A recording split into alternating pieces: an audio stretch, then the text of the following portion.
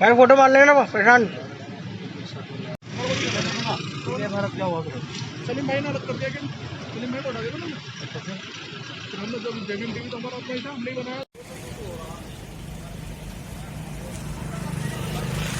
मार मार बोलो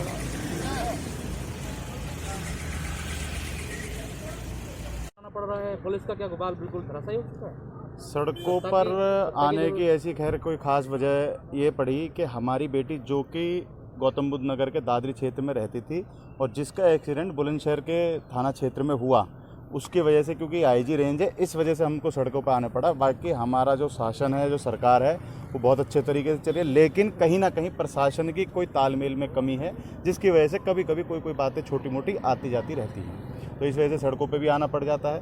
तो ये काम विपक्ष का है। अगर आप लोग आ रहे हैं तो कोई तो वजह होगी। हापुड़ की बेटी है, बुलंदशहर की बेटी है, तमाम ऐसे प्रकरण हैं। आप भले ही सत्ता से ताल्लुक रखते हो, लेकिन फिर भी आपको सच्चाई तो कहनी पड़ेगी। सच्चाई यही है कि वहाँ कुछ ना कुछ जो प्रशासन है, जो थाने के कुछ जो अधिकारी हैं, वो कुछ कहीं लापरवाही कर रहे हैं उनकी वजह से, क्योंकि आईजी रेंज है ये, तो बुलंदशहर भी इन्हीं के अंतर्गत आता है। तो इसी वजह से, और ये मेरठ में होने की वजह से, और वो बच्ची चाहे किसी भी क्षेत्र की हो, है हमारे उत्तर प्रदेश की, हमारे देश की, तो ये हमारा दायित्व बनता है कि हम अपने समाज की लड़कियों के लिए, बच्चियों के लिए आवाज़ उठाएं। क्योंकि हमारी माननीय प्रधानमंत्री जी और माननीय योगी जी ये एक विशेष अभियान लेके चलते हैं कि बेटी पढ़ाओ, बेटी बचाओ, और तमाम तरीके के महिला सशक्तिकरण के भी अभियान चल रहे हैं। तो इसीलिए हम लोग उनकी आवाज़ मजबूत करने के लिए, और आश्वासन मिला है अंदर से, आश्वासन यही मिला है कि जो भी किसी भी अधिकारी के द्वारा जो भी लापरवाही इसमें करी जा रही होगी, या इस बात को किस और एंगल में ले जाने की जो कोशिश की जा रही है, उनके ऊपर भी कार्रवाई होगी।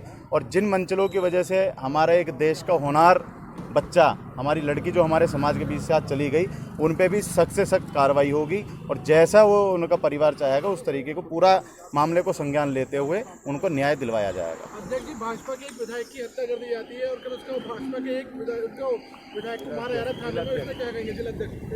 देखिए, वहाँ का क्या प्रकरण रहा है, वो माननीय विधायक और माननीय जो जिला क्या नाम है, पूर्व अध्यक्ष थे, जिला अध्यक्ष, उनके ऊपर जिस कारणवश हुआ है, वो क्या कारण थे, वो वहाँ का क्षेत्र देखेगा। लेकिन ये बहुत दुखद घटना है कि किसी भी थाने में अगर ऐसा होता है कि किसी भी सम्मानित जनप्रतिनिधि या किसी भी पार्टी के पदाधिकारी के साथ या किसी भी व्यक्ति के साथ दुर्व्यवहार किया जाए, तो ये बहुत सोचने का विषय है। और इसमें गंभीरता से सरकार को और प्रशासन को, दोनों को मजबूती से और गंभीरता से, जंगल राज कायम है?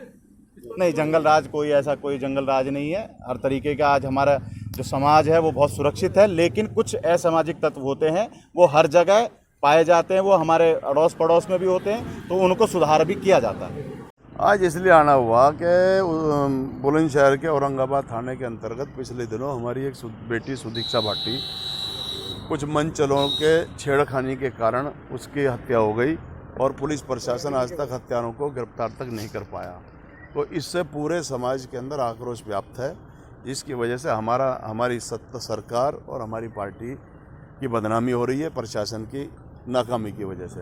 तो हम यही बात लेकर के आए। कल हम गए थे सुदीक्षा भाटी के यहाँ, उनके परिजनों को और ढांढस बंधाने के लिए गए थे। उनको सांत्वना देने के उपरांत वहाँ मैंने महसूस किया कि भाई हमारी एक होनहार ऐसी बेटी चली गई जिसको छात्रवृत्ति के तौर पर सरकार उसकी पढ़ाई का खर्चा विदेशों में पढ़ा के करा रही है, और वो और बच्चों को भी पढ़ाने का काम बेटी कर रही थी। अब वो यहाँ आई हुई थी, फिर वापस जानी थी 20 तारीख को, लेकिन अपने मामा के यहाँ जा रही तो पीछे मंचले लग गए, मोटरसाइकिल लेकर वो हो गया। लेकिन प्रशासन आज भी अभी भी लीपापोती करता नज़र आ रहा।